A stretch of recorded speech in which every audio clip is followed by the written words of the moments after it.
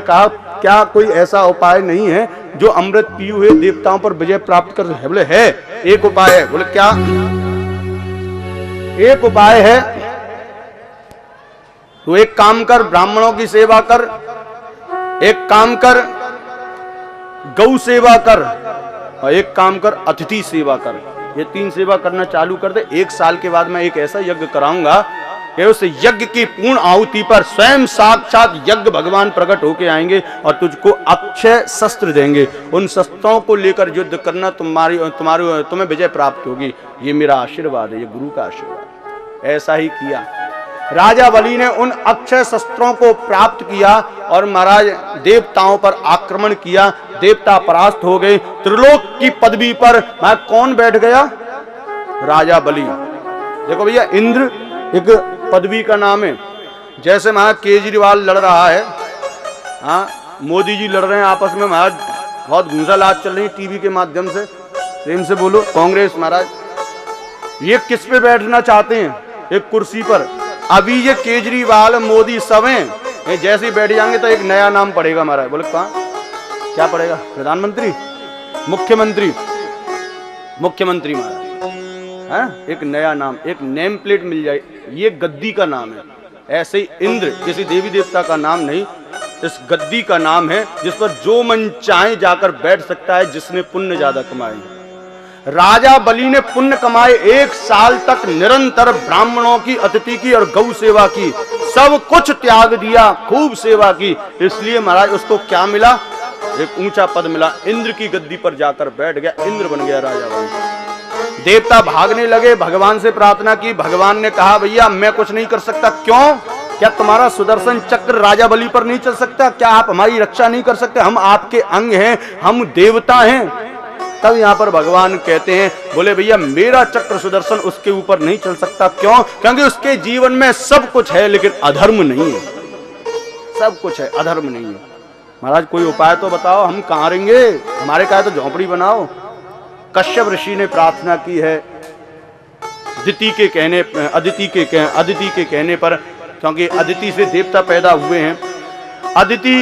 अदिति के कहने पर कश्यप ऋषि ने प्रार्थना की। भगवान आए, बोले पयोव्रत धारण कराओ अपनी पत्नी को, मैं वामन भगवान का स्वरूप धारण करके आऊंगा। क्योंकि राजा बलि के जीवन में अधर्म नहीं है, राजा बलि के जीवन में अधर्म नहीं है, इसलिए मैं उससे युद्ध करके इस त्रिलोक की संपत्ति को नहीं ला सकता। उससे दान में, भीख में मांग कर त्रिलोक की संपत्ति को लाकर तुम्हारे पुत्रों को दूंगा। कितनी बड़ी क्रिया है। भगवान भक्त के लिए क्या क्या नहीं कर जाते। और देवता तो अंग है महाराज, उनके लिए तो अपने प्राणों की बलि दे देंगे, अवतार लेने के लिए तैयार है। पयोव्रत धारण किया अदिति ने। शुभ समय आया, भगवान सगर्भा हुए। भगवान अदिति के गर्भ में गए, अदिति सगर्भा हुई और अदिति के गर्भ से महाराज कुछ ही समय बाद परम ब्रह्म परमात्मा का दिव्य स्वरूप धारण करके वामन भगवान का प्राकट्य हो गया। बोले वामन भगवान की, बोले वामन भगवान की, बोले वामन भगवान की।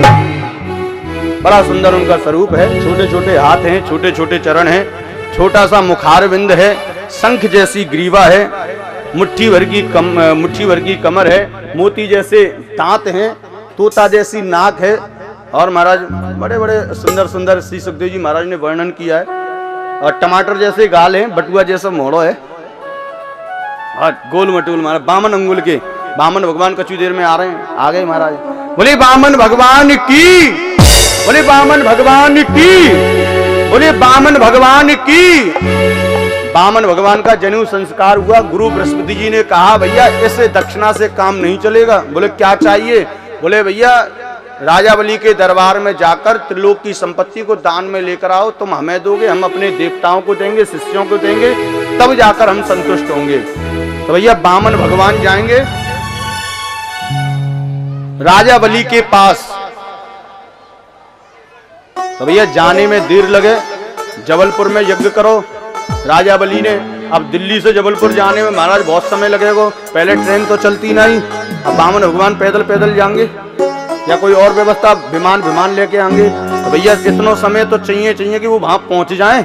इसलिए भैया वो समय हम यहाँ पर देते हैं और आज की कथा यहीं पर विश्राम होती है। कल जो है वामन भगवान राजा बलि के दरबार में मिलेंगे सीधे, और वहां महाराज राजा बलि के साथ में वार्तालाप करेंगे। उस प्रसंग का हम सभी आनंद प्राप्त करेंगे। जय श्री राधे, जय श्री श्याम। मुख्य यजमान आकर वामन भगवान का पूजन करें, उसके उपरांत सभी पूजन